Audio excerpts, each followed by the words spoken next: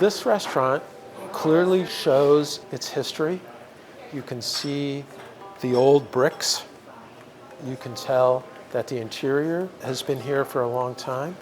You see photographs and family mementos and things like that.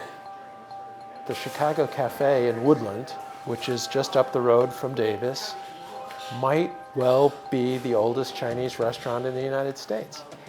And what gave me that idea was their claim that they date back to 1903.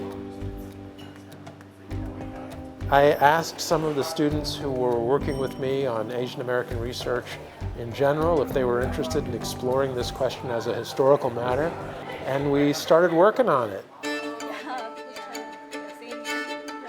This is from the 1930s, and you can get the hash and fried egg for 25 cents. You can get a leg of pork and applesauce for 25 cents.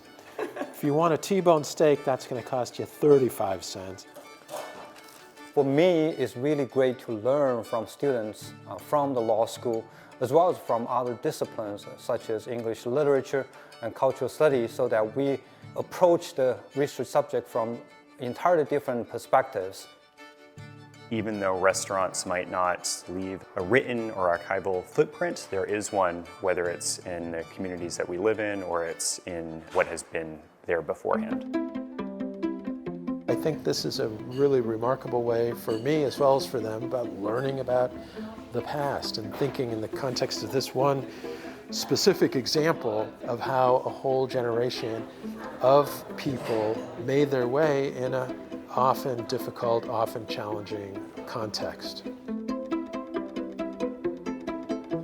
I think we've gone about as far as we can go in terms of trying to date this. The biggest challenge was the fact that in 1903, and 1913, and 1923, the city directories did not include Asian people. They didn't include Asian businesses, they didn't include Asian residences, there was a segregation. I was surprised to see historical records of a lot of exclusion. However, I think we do learn a lot from what history is teaching us and also what law is being implemented. So it's really exciting to learn a lot about Asian immigration through this project. It's been incredible to see so much of a long history for a restaurant, because oftentimes they'll close after 1 or 2 generations, but to have this existing for so long, it's been an incredible opportunity. 50 years, come here, 1973, United States, come from Hong Kong. But before that, my father even met my grandfather. I was looking for somebody so he can work for me and I can retire.